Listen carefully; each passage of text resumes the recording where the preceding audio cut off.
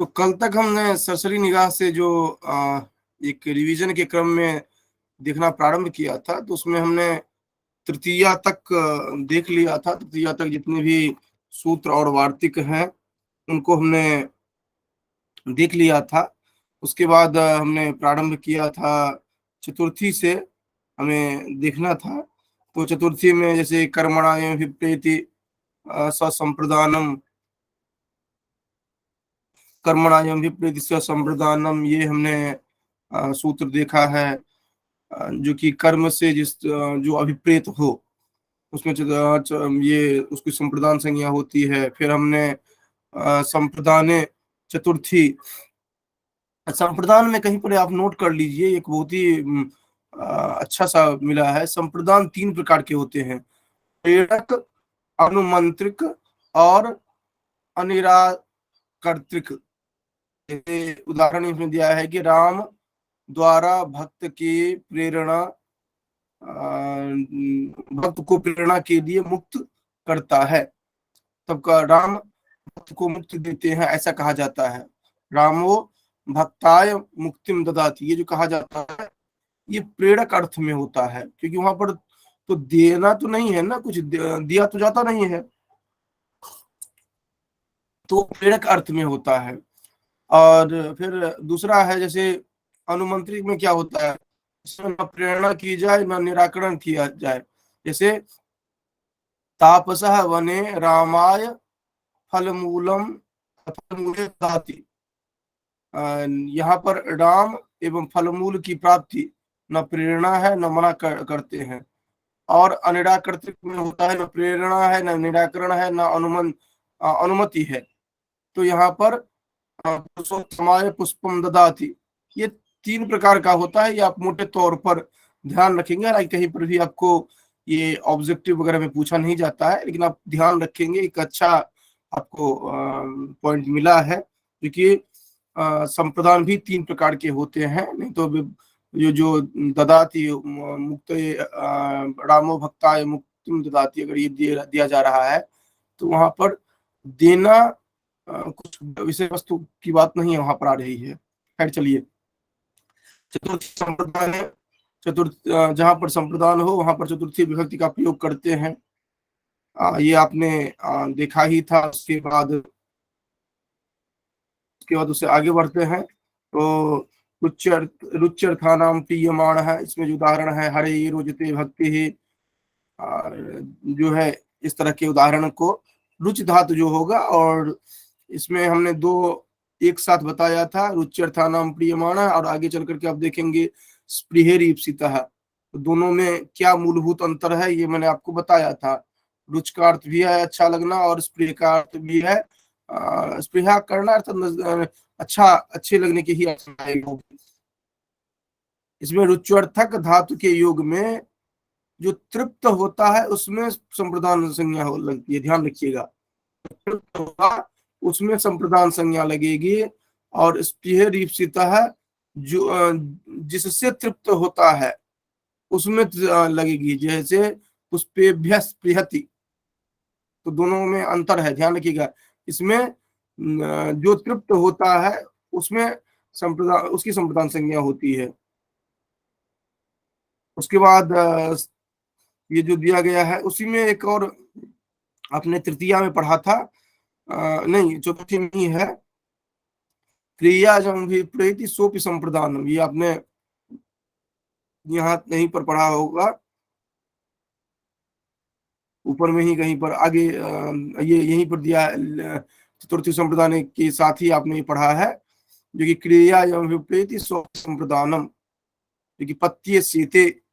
और एक और था वहां पर जो कि कर्मण करण संज्ञा, ये भी आपने पढ़ा था, पशुना रुद्रम यजते और पशुम रुद्रा, ये दोनों आपने देखा था। फिर आगे है श्लाघ श्लाघनुस्थासपान नीप्सिमान है। इसमें जो उदाहरण बनता है गोपी स्मरात या कृष्णाय श्लाघते, गोपी स्मरात कृष्णाय श्लाघते तिष्ठते शपते, इस तरह का उदाहरण है कि जो बनता है। महत्वपूर्ण में एक है धारी उत्तमर्ण है, जिसमें कि कहते हैं भक्ताय धारयते मोक्षम हरे। तो इसमें ये ध्यान रखेंगे, उत्तमर्ण जो है मैंने पहले बताया था, उत्तमर्ण और अधमर्ण। उत्तमर्ण जो होगा मैंने ट्रिक भी बताया था, उत्तमर्ण उत्तम और अधमर्ण अधम, ये इस दृष्टि को ध्यान में रखेंगे तो आपको याद रहेगा। उत्तमर्ण जो ऋण देने वाला होगा वह अधिक पैसा वाला है तो उत्तम हो गया, और जो लेने वाला है वह कम पैसा वाला है, अधम अधम है। तो आप इस तरह से, हालांकि ऐसा उत्तम अधम कुछ बात नहीं है, लेकिन आपको ध्यान में रखने के लिए उत्तमर्ण देने वाला होगा और अधमर्ण लेने वाला होगा, ये ध्यान रखेंगे। और ये धारी उत्तमर्ण में किसमें चतुर्थी होगी, इसकी संप्रदान संज्ञा होगी तो उत्तमर्ण की। ये चीज आप ध्यान रखेंगे, तभी होगा भक्ताय धारयते मोक्षम हरि।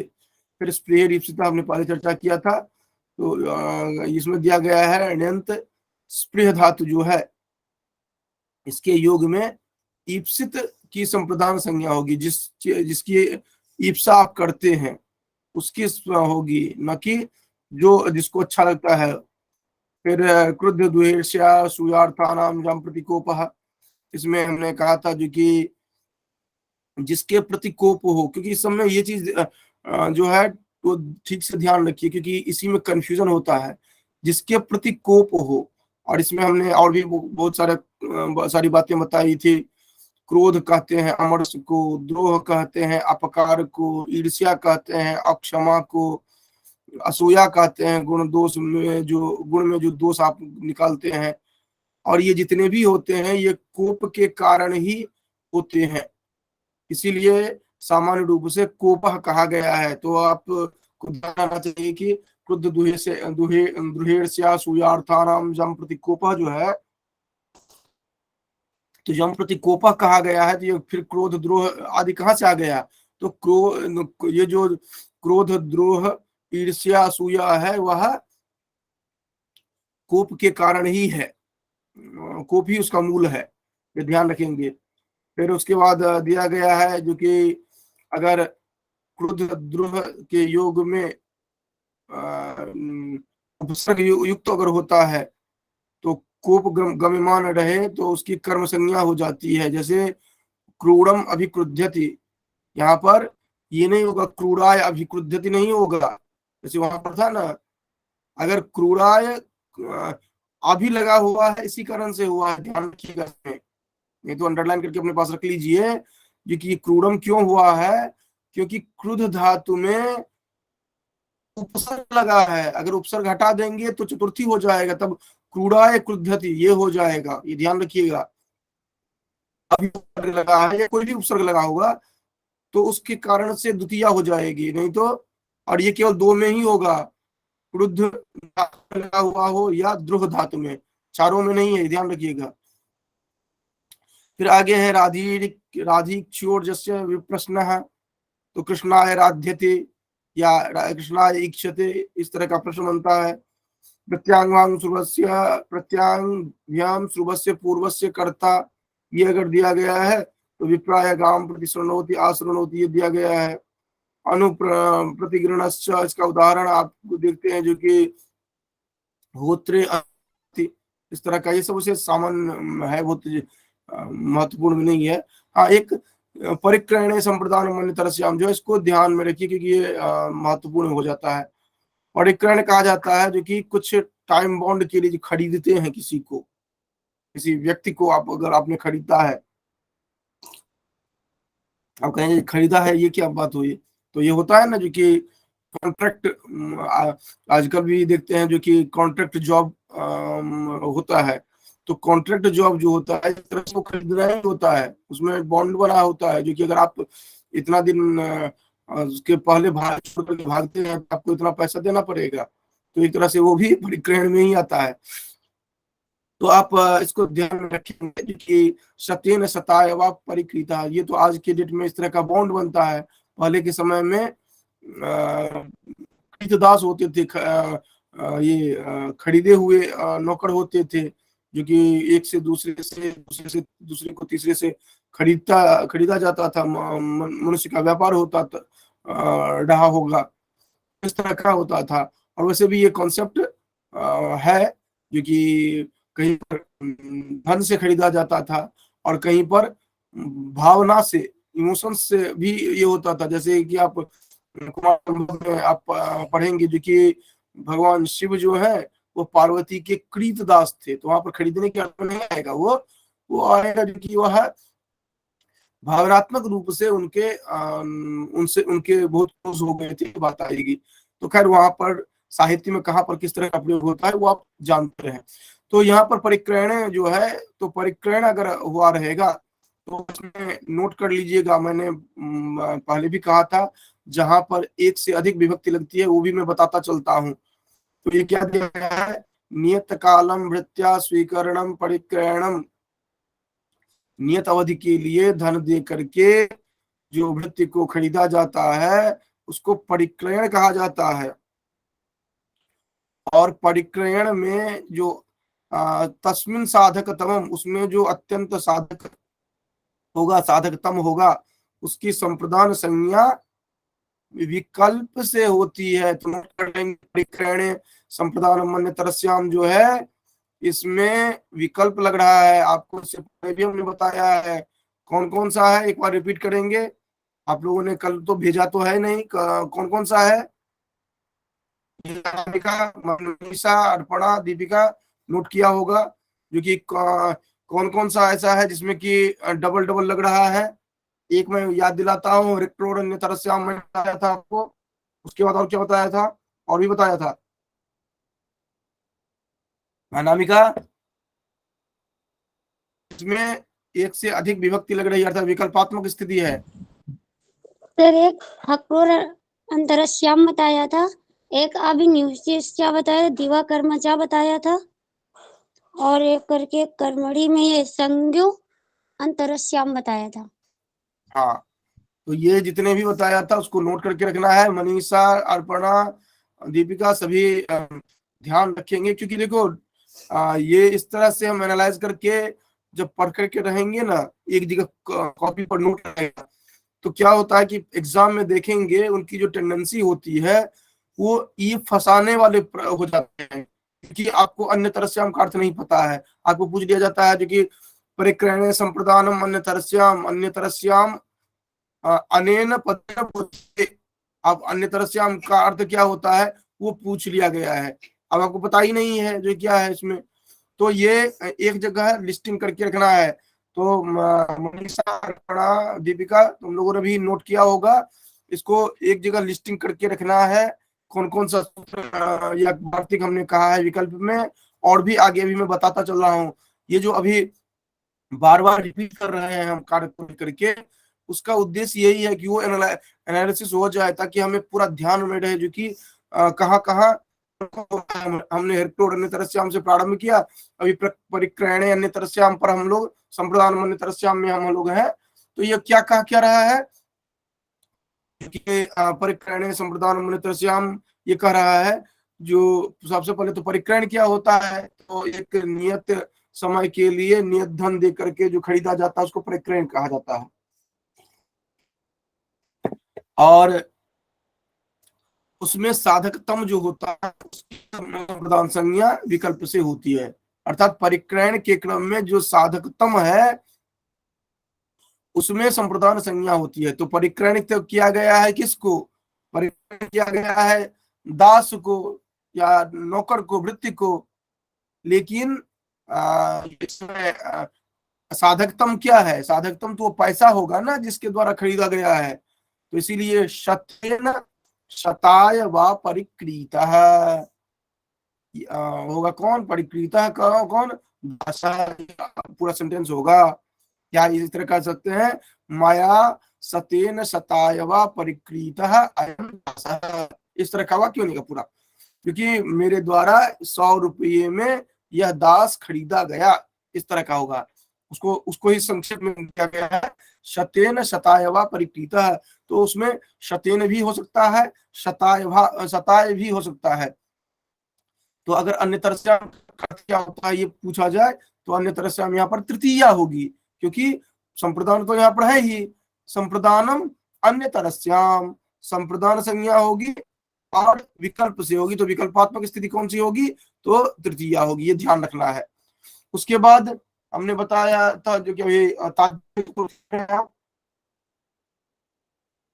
इसको एनालाइज करिए किसके साथ, हेतु, हेतु वाला जितना भी हमने बताया है उसको मैंने नोट करने के लिए कहा है, और मैं सभी का नोट्स मैं देखूंगा, ये मैं बार बार कह रहा हूँ, ऐसे अन्य लोग भी पढ़े होंगे और कक्षा में इस कारण से भी नहीं वो जुड़े होंगे, जो कि एक ही चीज तो पढ़ाई जा रही है वो हम जानते ही हैं, लेकिन जो जुड़े हुए हैं उनके लिए कक्षा इस दृष्टि से बहुत ही महत्वपूर्ण हो जाता है। अगर आप इस दृष्टि से अध्ययन करते हैं, केवल आप सूत्र और उसका उदाहरण केवल देखते हैं, तो आपके लिए 50% उपादेय है, और केवल आप अगर इस दृष्टि से आए हैं जो कि सूत्र हम बता रहे हैं और आज बता दे रहे हैं, तो ये आपको 25% केवल लाभ दे रहा है, क्योंकि ये तो आप खुद भी पढ़ सकते हैं। एक क्रम से जो हम सूत्र उदाहरण बताते जा रहे हैं वह 50% आपको लाभ देगा, और अगर आप जिस तरह एनालिसिस कर रहे हैं उस तरह अगर करेंगे तो मोर देन 90% आपके लिए उपादेय रहेगा, क्योंकि आपका जितना जो भी समस्या है सबका समाधान उसमें आ जाएगा। तो उसके लिए मैंने एक सिस्टम तो मैंने ये बताया था जो कि आप लिस्टिंग कर लीजिए सभी का। दूसरा सिस्टम हमने ये बताया जो कि जितने भी विकल्पात्मक है उनको एक ही पेज पर रहना चाहिए उन सभी का, और वो मैं देखूंगा आप लोगों का। तीसरा भी ये बताया था जो कि एक तरह का जितना भी सूत्र है वार्तिक है उनको एक जगह आइडेंटिफाई, हमने बताया था हेतु के संदर्भ में। हेतु के संदर्भ में अभी तक मैंने कौन कौन सा बताया था, किसी को ध्यान है? हेतु के संदर्भ में मैंने कौन कौन से सूत्र कौन कौन से वाक्य हमने बताया था? एक तो हेतु बताया था, उसके अतिरिक्त भी कुछ बताया था अभी तक। हाँ दीपिका, कौन कौन सा बताया था? ये तो समुदाय कारण संदर्भित बताए थे आप, ये संज्ञो नियत बताए थे एक।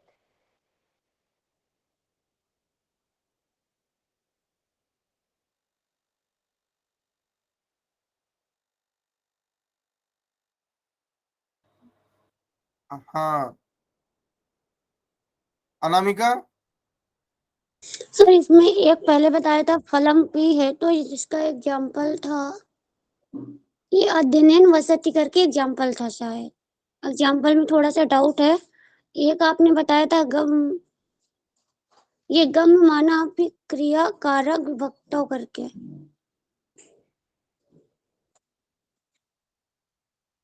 बताया था, एक बार फिर से बोलो।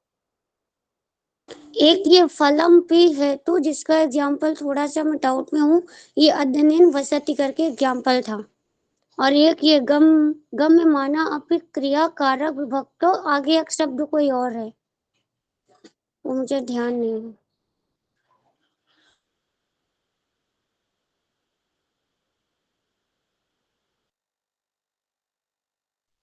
ये तृतीया विभक्ति में है तो बताए थे, तृतीया से हेतु के अर्थ में तृतीया विभक्ति होती है। यहाँ द्रव्य गुण कर्म और हेतु तो हमने व्यापार, बताया था आप जो कि द्रव्य गुण और कर्म व्यापार रहित होकर क्रिया का होना हेतु, इसमें तो। हेतु तो हमने बताया था पूर्णेन दृष्टो हरे या अध्ययनेन वसति, ये बताया था हेतु। और एक विकल्पात्मक हमने बताया था संयोन्य तरस्याम, ये पितरम पितरावा संजानीते, ये हमने बताया था।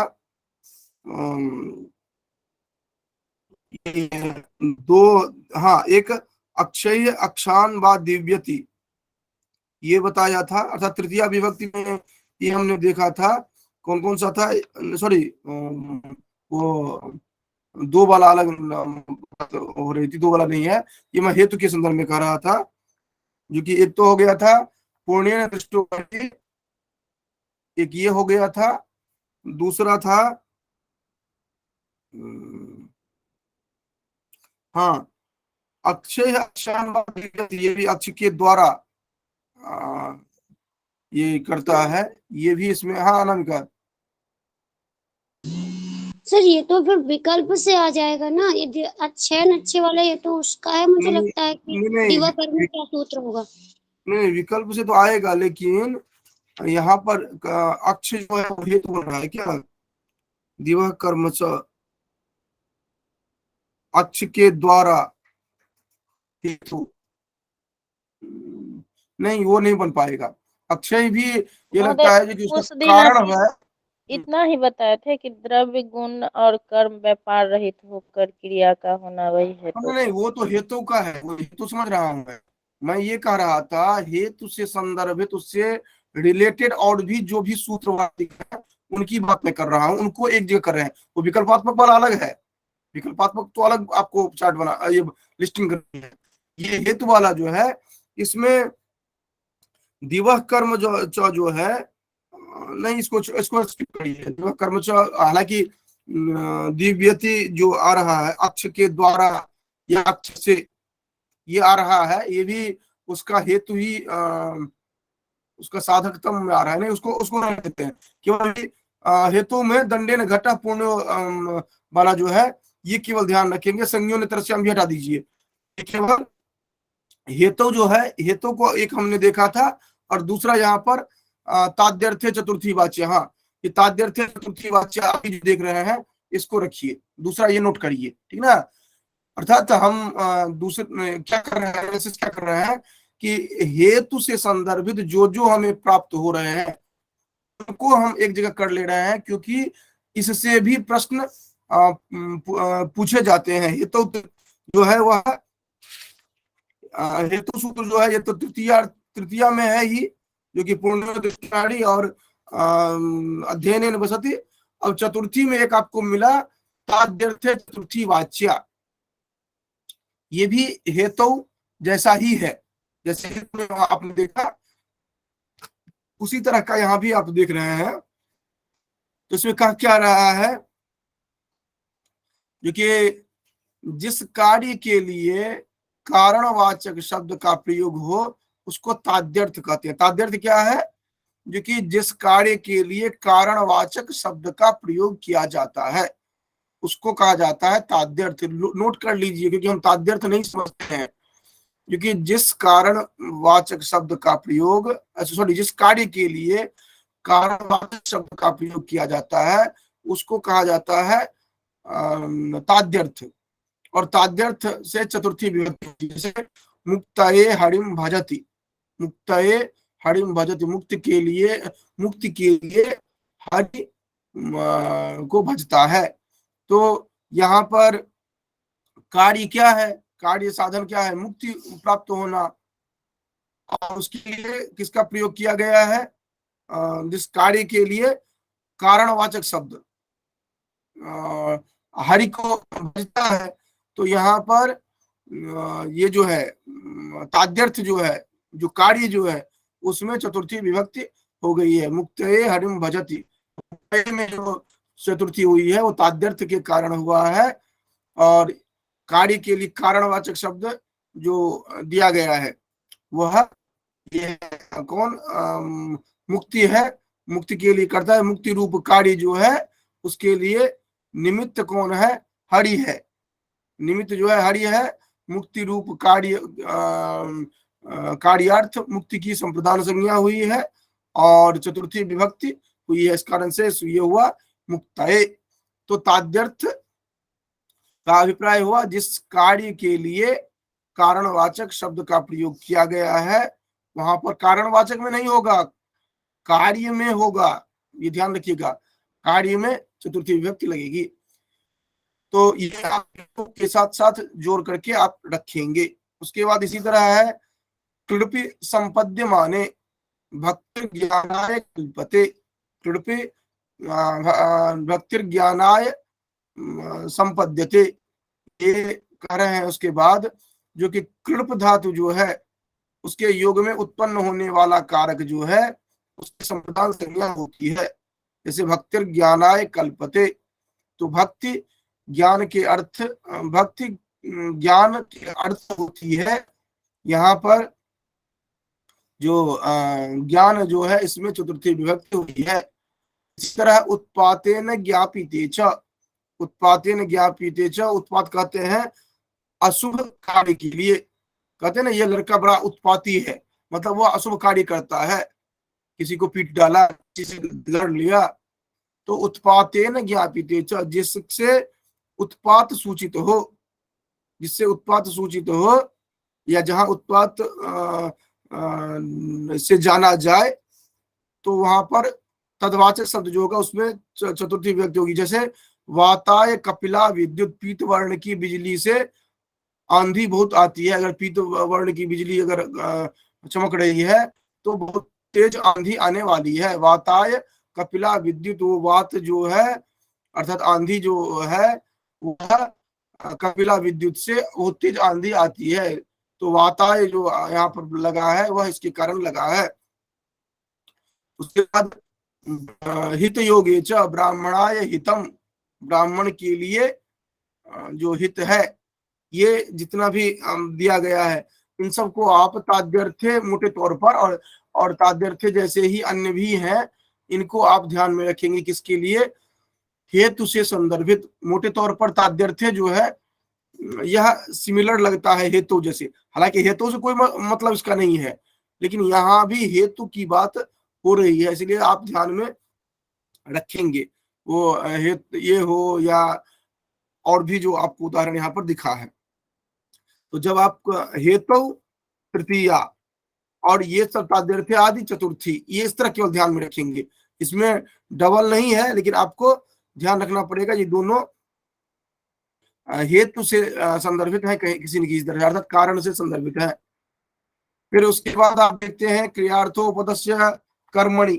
ये आपको ध्यान इस दृष्टि से रखना है क्योंकि सामान्य रूप से नमस्ते स्वाहा सुधालंबक योगाच से आप क्या करते हैं, जो कि प्रयोग कर लेते हैं चतुर्थी का, लेकिन यहाँ पर जो हो रहा है वह द्वितीया का प्रयोग करते हैं। किस दृष्टि से? तो कहते हैं जो कि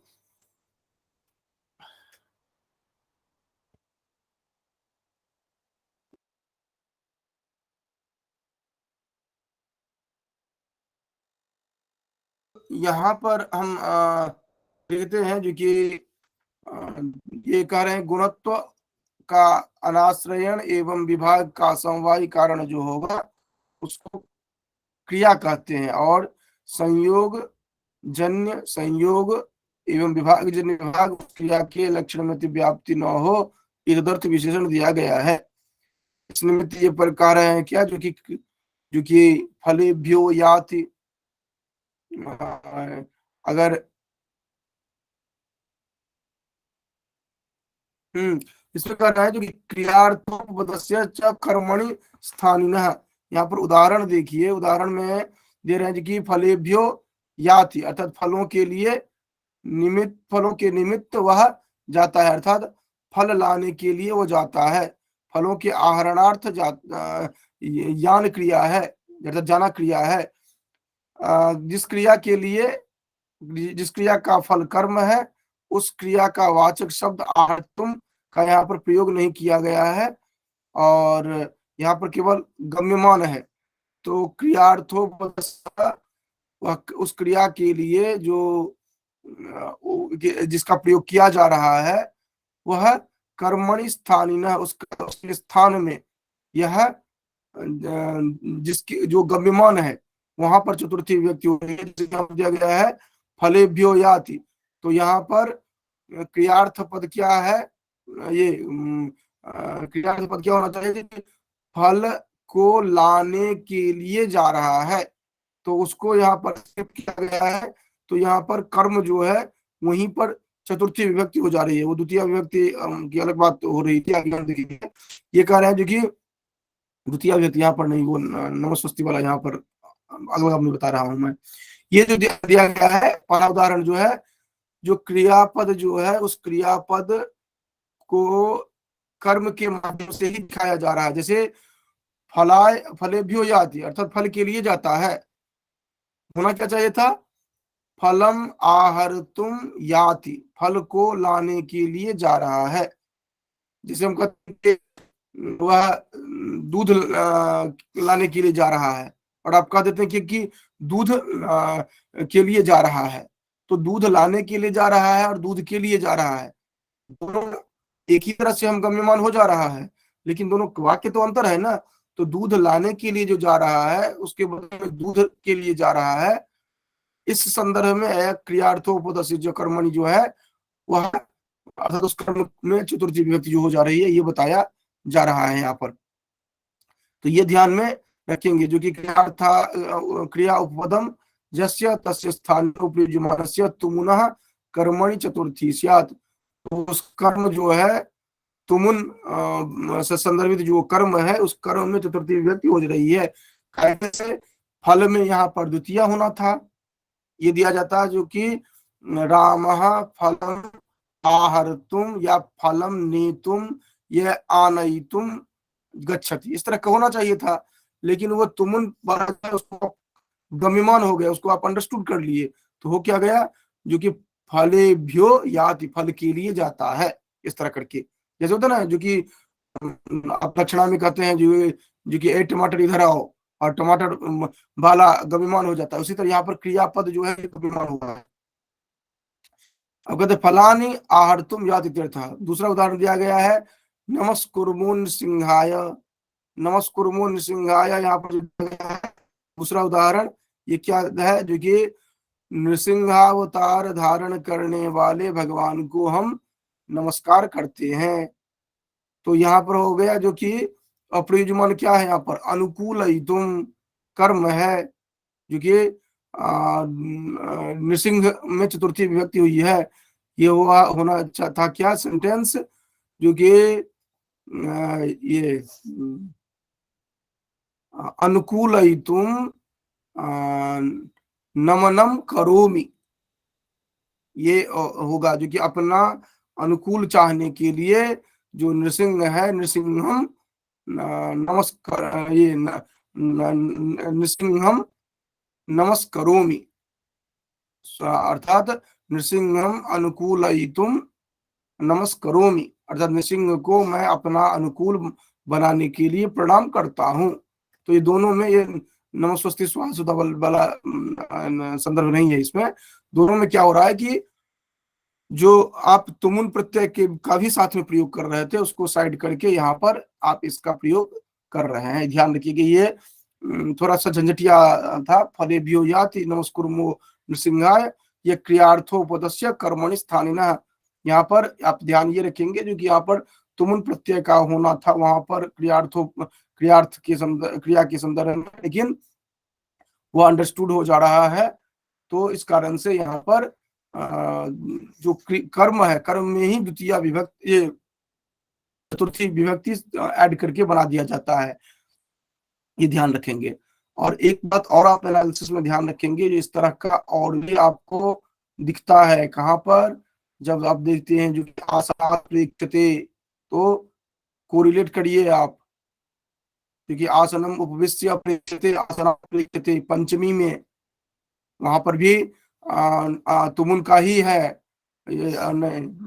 आसनम उपविश्य नहीं लिखा है, वो आप देखेंगे लब लोपे कर्मण अधिकरण, जहां तक मुझे ध्यान आ रहा है ये उसमें देखेंगे, तो वो अलग तरह का है। तो उसको ये भी दोनों में कंफ्यूज मत करिएगा, दोनों को अलग नोट कर लीजिए एक जगह, जो कि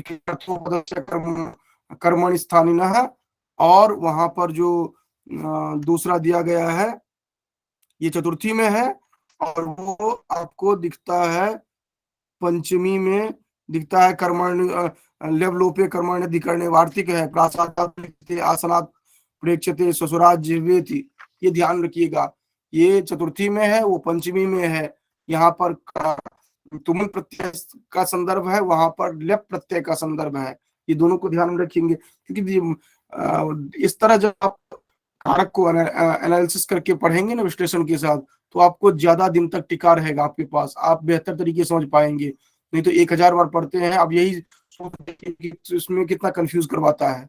अब आपको ध्यान में रहेगा, अच्छा ये प्रत्यय वाला जो आ रहा है ये इस तरह का ध्यान में है जो क्रियार्थोपदस्य च कर्मणि स्थानिनः और ल्यब लोपे कर्मण्यधिकरण एक सूत्र है, वार्तिक चतुर्थी में ये सूत्र वाला जो दिया गया है ये तुमुन से संदर्भित है, जैसे कि फलेभ्यो याति, और वहां पर जो दिया गया है कर्म ये ल्यब लोपे कर्मण्यधिकरण है, तो अधिकरण के स्थान पर पंचमी हो जा रहा है, जैसे आसनात प्रेक्षते, इस तरह करके आपको थोड़ा ध्यान में रहेगा।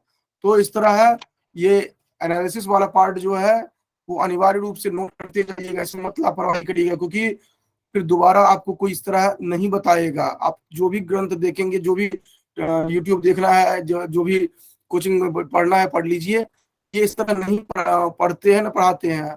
मैं भी चर्चा इसलिए कर रहा हूँ क्योंकि एक ही चीज को बार बार कर रहा हूँ, और मैं चाह रहा हूँ जो कि आप लोगों को कम से कम आगे न समस्या हो, इसलिए मैं इतना कर रहा हूँ। नहीं तो मैं भी इसको स्किप करके जा सकता था, लेकिन ये मैं जानबूझ कर प्रयास कर रहा हूँ ताकि आप लोग इसमें हर दृष्टि से ध्यान में आपको रखे, इस कारण से। तो इतना आप ध्यान में रखेंगे। आगे हम चलते हैं, जो कि आप इसी में देख लीजिए, तुमर्थात च भाव वचनात्। अब अभी तक हमने कहा था जो कि तुम उनका प्रयोग वहां भी था, यहाँ भी एक आ गया है, तुमर्थात च भाव वचनात्। यहाँ पर उदाहरण एक देखिए, यष्टुम याति इत्यर्थः, ये दिया गया है, जो कि इसमें क्या हो रहा है कि भाव वचनाश्च जो दिया गया है, भाव वचनात् जो है, इससे क्या हो रहा है कि सूत्र से प्रत्यय तदंत से चतुर्थी विभक्ति होती है, जैसे कि यागा याति, याग के लिए जाता, करने के लिए जाता है, या याग निमित्त जा रहा है।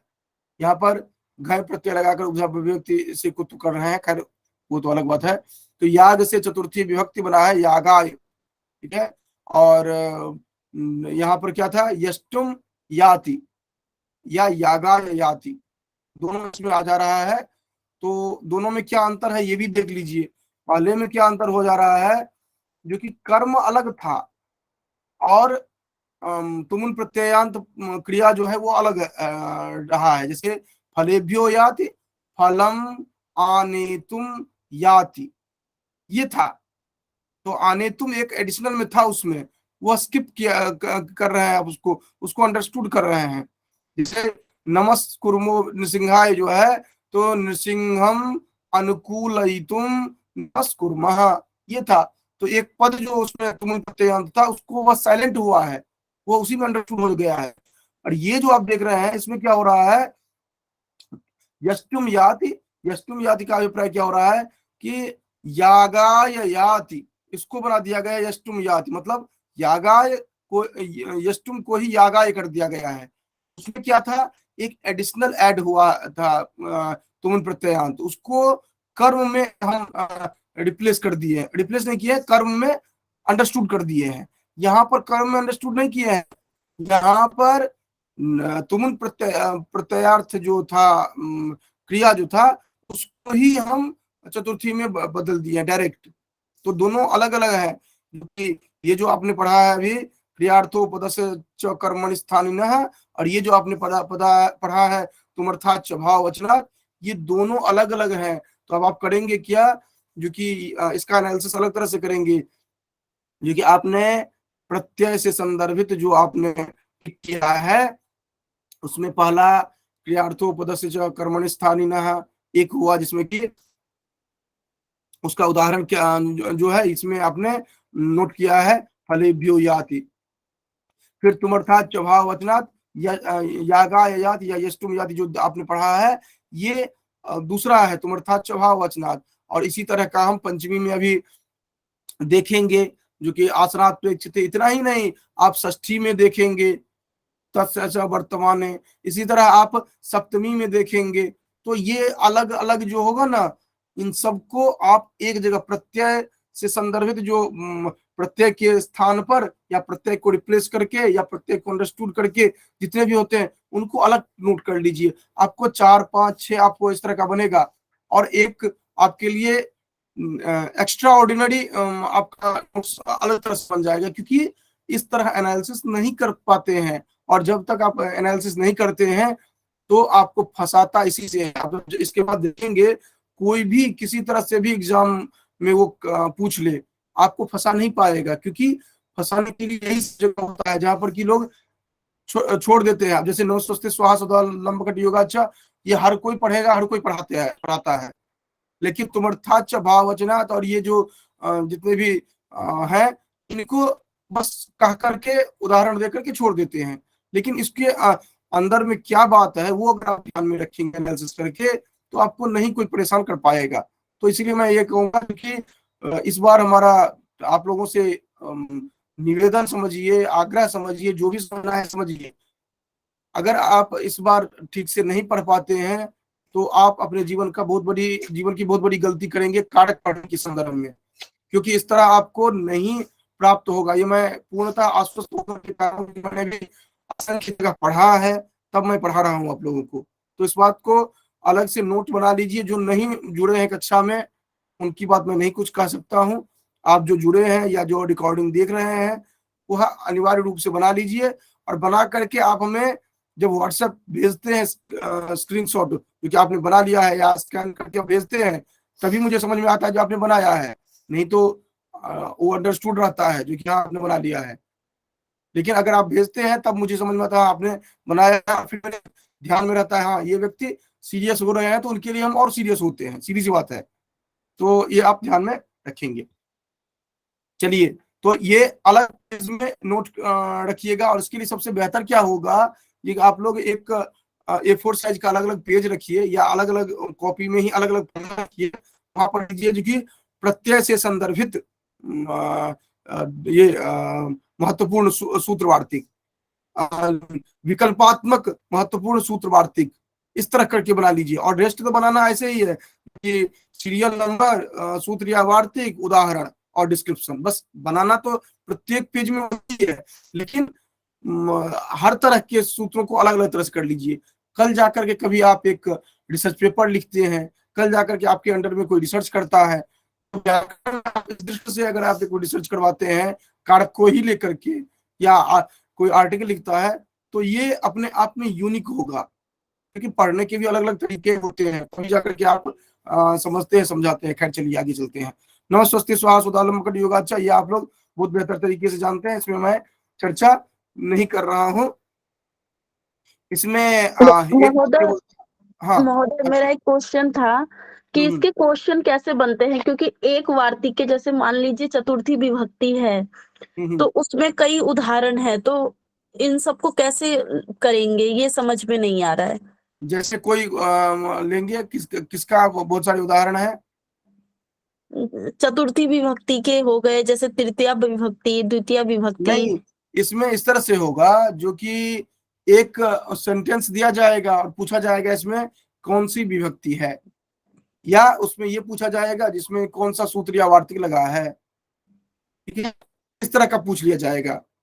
या फिर जैसे अभी मैं ये बता रहा था जो कि नमस्ते स्वाहा सदा लंबकट योगाचा, इसमें पूछा जा सकता है हरे नमः, नमः में कौन सी विभक्ति लगी है, या इसमें ये पूछा जा सकता है इसमें कौन सा सूत्र लगा है, या फिर नमस्करोति देवान, इसमें दिया जाएगा जो कि इसमें किस तरह से द्वितीय विभक्ति क्यों लगी है, और वहां पर दे दिया जाएगा जो कि उपपद विभक्ति होने के कारण, या सॉरी कारक विभक्ति होने के कारण, या उपपद विभक्ति है कारक विभक्ति वाली इस कारण से, या किसी अन्य तरह से इसी बात को घुमा करके वो लिख सकता है। तो नमस्करोति देवान जो है, नमस्ते स्वाहा सदा लंबकट योगाचा, तो हर कोई जानता है, लेकिन नमस्करोति देवान अगर दे देता है तो आपको समझ में ही नहीं आता है। नमस्करोति देवान, नमः में तो चतुर्थी विभक्ति लगती है, लेकिन देवान तो द्वितीय है, ये कौन सा सूत्र लगा है? तो कोई सूत्र नहीं लगा है, वहां पर दिया गया है जो कि उपपद विभक्ति की तुलना में कारक विभक्ति जो होती है वह बलवती होती है। इस कारण से जब आपने कहा जो कि नमस्करोति जो आपने प्रयोग किया, तो वहां पर वह कर्म बन जाता है, और कर्म जब होगा तो वहां पर कर्तृत्व कर्म जो है इसके तहत आप कर लेते हैं, और कर्मणि द्वितीया से द्वितीय विभक्ति करते हैं, तो दोनों सूत्र प्राप्त हो रहा है। दोनों सूत्र में नमस्ते स्वाहा सुधा लंबकट योगाचा क्यों ना लगे, क्योंकि नमस्ते स्वाहा सुधा लंबकट योगाचा उपपद विभक्ति सूत्र है, तो उपपद विभक्ति की तुलना में कारक विभक्ति का सूत्र जो होता है वो बलवती होती है, इसका बलवान है, इस कारण से वहां पर वाला लगा, ये नहीं लगा। ठीक है, ये चीज है। तो इस तरह से जो भी प्रश्न बनते हैं उनको अटेम्प्ट करना होता है। तो इसमें नमस्ते स्वाहा सुधा लंबा में एक ही ध्यान रखना है, ये उपपद विभक्ति कारक विभक्ति वाली ऐसी जो दिया गया है। और उदाहरण नमस्करोति देवान जो है, इसको एडिशनल में ध्यान रखना है। और बाकी जितने भी हैं वो आप जानते हैं, जो कि नमक के योग में, शक्ति के योग में, स्वाहा के योग में, सुधा के योग में, अलम के योग में, वखट के योग में जो होता है। और इसमें भी आपको थोड़ा सा ध्यान रखेंगे, जो कि देवता को नमस्कार करते हैं, प्रजा के स्वस्थ अर्थात कल्याण की बात करते हैं, अग्नि के लिए स्वाहा पद का प्रयोग किया जाता है, पितरों के लिए स्वधा पद का प्रयोग किया जाता है। ये भी आपको सामान्य रूप से ध्यान रहना चाहिए। ऐसा नहीं करेंगे जो कि आप पितृभ्य स्वाहा, ये नहीं होगा। या प्रजाभ्य है, ये नमः, इस तरह नहीं होता है। ये एक सिस्टम है, जिस सिस्टम के आप जानते हैं कि पितरों के लिए सुधा पद का प्रयोग किया जाता है, अग्नि के लिए स्वाहा पद का प्रयोग किया जाता है। तो ये आप सामान्य रूप से उदाहरण एक बार देखे होंगे तो आपको ध्यान में रहेगा। तो इसलिए आप ध्यान में इतने को रखेंगे, जैसे वसट इंद्राय, इस तरह करके आप ध्यान में रखेंगे। और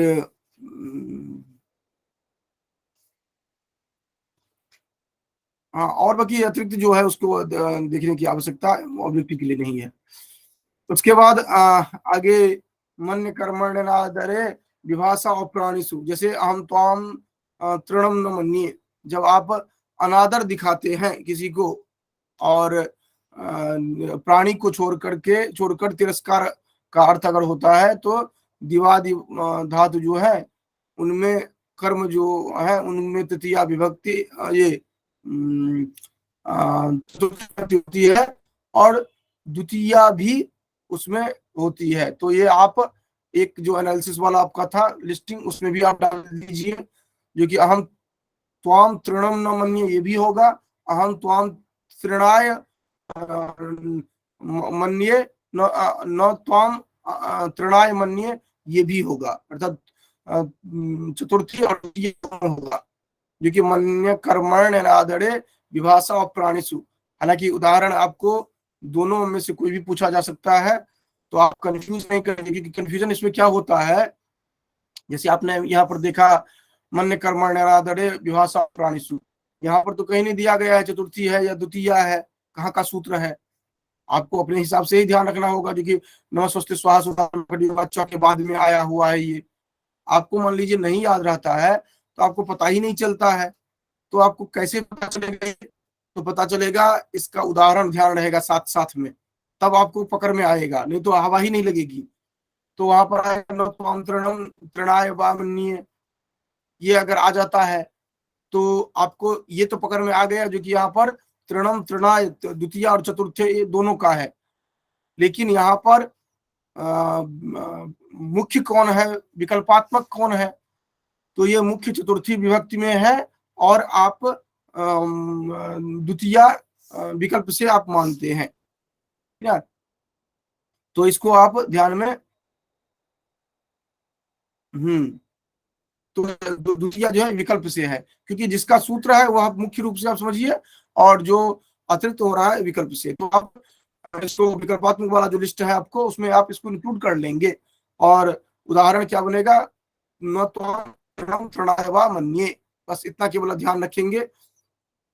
और अगर प्राणीवाचक होगा तब द्वितीया ही केवल लगती है, चतुर्थी नहीं होती है, ये ध्यान रखेंगे। देखिए ये भी उसी के साथ एनालिसिस में ध्यान में रख लीजिएगा, क्योंकि अगर अप्राणीवाचक है तब तो दोनों विकल्प से लगेंगे, अगर प्राणीवाचक हो गया तो केवल द्वितीया ही लगेंगे, चतुर्थी नहीं लगेंगे, ध्यान रखेंगे। देखिए ये दिया ना आगे, तेना न त्वाम नावम अन्नम वा मन्ये, ये हो गया अप्राणित्व में। और अगर ये है जो कि न त्वाम सुने स्वानम व मन्ये, मैं तुम्हें कुत्ता भी नहीं समझता हूँ।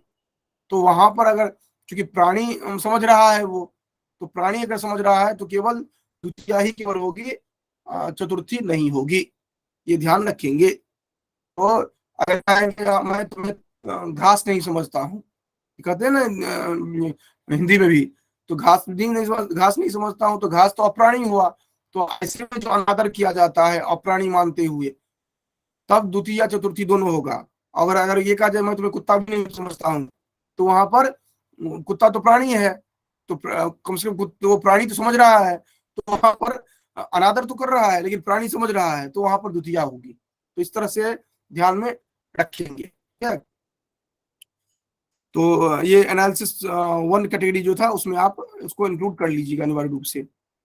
फिर गत्यर्थ कर्मणि द्वितीया चतुर्थी चेष्टायाम मध्वनि, ये जो दिया गया है यहाँ पर ग्रामम ग्रामाय वा, इसको भी आपको लिस्टिंग 1 जो है उसमें ऐड करना पड़ेगा। द्वितीया चतुर्थी दोनों हो रहा है, जो ग्रामम गच्छति ग्रामाय गच्छति, ठीक है, ग्रामम गच्छति ग्रामाय गच्छति, ये चीज है।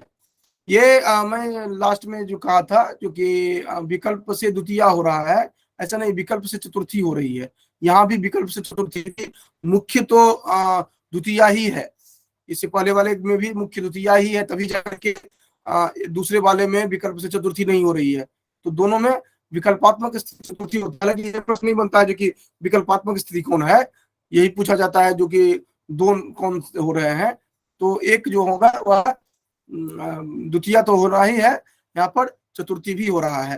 तो जैसे ग्रामम ग्रामाय वा गच्छति, और अगर चेष्टा नहीं है तो मनसा ब्रजति, ये हो जाएगा, ये भी ध्यान रखना है। अर्थात अध्यभिन्न गत्यर्थक जो होगा उसमें अध्यभिन्न मतलब क्या है, मार्गवाचक शब्द नहीं है, ऐसे में जो कर्म होगा वह द्वितीय और चतुर्थी में होगा। जैसे ग्रामम ग्रामाय वा गच्छति, ग्राम जाता है, या इसमें ग्रामम भी हो सकता है ग्रामाय भी हो सकता था, यहाँ पर मार्ग नहीं दिया गया है। अगर ये दिया जाता मार्ग होता, जैसे पंथानम गच्छति, तो वहां पर केवल सिर्फ द्वितीया होती, ये ध्यान रखिएगा। अगर मार्गवाचक रहता, ये थोड़ा झंझटिया सूत्र है, ध्यान रखिएगा। अगर मार्ग यहाँ पर होता तो सिर्फ होता पंथानम गच्छति, जैसे दिया जाता जो कि वह इस मार्ग से जाता है, तो मार्ग गच्छति या पंथानम गच्छति। यहाँ पर चूंकि मार्गवाचक शब्द नहीं है, इसलिए ग्रामम गच्छति ग्रामाय गच्छति दोनों हो रहा है, ये ध्यान रखेंगे। ग्रामम गच्छति ग्रामाय गच्छति ये होगा। और अगर ये रास्ता जो है दिया गया है तो पंथानम गच्छति केवल द्वितीया होगा। और अगर ये चेष्टा के अर्थ में ये हो रहा है, अगर चेष्टा न हो, चेष्टा नहीं किया जाए, अर्थात हाथ पैर से काम नहीं किया जाए, तब वहां पर तृतीया विभक्ति होगी। जैसे मनसा हरि ब्रजति, मन से हरि के पास जाता है, ब्रजति मतलब गुजारता है, जा तो रहा है लेकिन वह शरीर से कोई काम नहीं कर रहा है, तो मनसा हरि ब्रजति, मन से जा रहा है, तृतीया विभक्ति। अर्थात अगर हाथ पैर डुला करके रास्ता को बताते हुए आप जा रहे हैं तो सिर्फ द्वितीया। अगर आप हाथ पैर नहीं डुलाते हैं तो मार्ग हो या ना हो, वहां पर तृतीया। और अगर आप हाथ पैर भी डुला रहे हैं और रास्ता नहीं बताया गया है, केवल गंतव्य बताया गया है, तो वहां पर द्वितीया और चतुर्थी। तो द्वितीया भी है, चतुर्थी तृतीया भी है, चतुर्थी भी है। कंडीशन क्या है ये आप जान रहे हैं। तो इसीलिए गत्यर्थ कर्मणि द्वितीया चतुर्थ्यो चेष्टायाम अध्वनि जो दिया गया है ये बहुत ही झंझटिया हो जाता है इसी कारण से। इसमें द्वितीया भी है, तृतीया भी है और चतुर्थी का भी प्रयोग हो रहा है, ये चीज दिया गया है।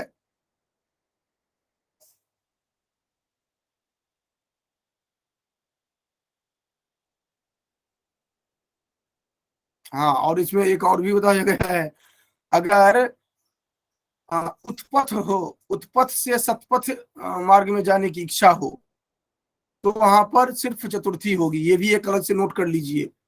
उत्पथ से, उत्पथ कहा जाता है कुमार्ग, कुमार्ग से सन्मार्ग की ओर जाना हो अगर, तो वहां पर सिर्फ चतुर्थी होगी। ये भी ध्यान रखना है। उत्पथे न, उत्पथ से अगर, जैसे उत्पथे न पथे गच्छति, अगर ये कह दिया गया तो यहाँ पर ये नहीं होगा जो कि उत्पथम, उत्पथे न पथम गच्छति, ये नहीं होगा, या उत्पथे न पथाय गच्छति, ये सब नहीं बनेगा। उत्पथे न पथे गच्छति, वहां पर उत्पथ तो हो गया, ये करण हो गया, रास्ता हो गया, और करण हो गया। वहां पर पथे गच्छति, पथे में वहां पर द्वितीया या तृतीया नहीं होगी, चतुर्थी होगी। अगर वह उत्पथ से अर्थात कुमार्ग से सुमार्ग पर जा रहा है, तो वह सुमार्ग जो है उसमें चतुर्थी विभक्ति ही होगी, यद्यपि वो कर्म है लेकिन उसमें चतुर्थी ही होगी। तो द्वितीया ही कब होगी, द्वितीया या तृतीया कब होगी, चतुर्थी ही कब होगी, द्वितीया चतुर्थी दोनों कब होना है, ये आप जानते हैं। ये इस कारण से बहुत ही झंझटिया है ये जो दिया गया है, गत्यर्थ कर्मणि द्वितीया चतुर्थी चेष्टायाम मध्वनि, ये बहुत ही झंझटिया है, ठीक है।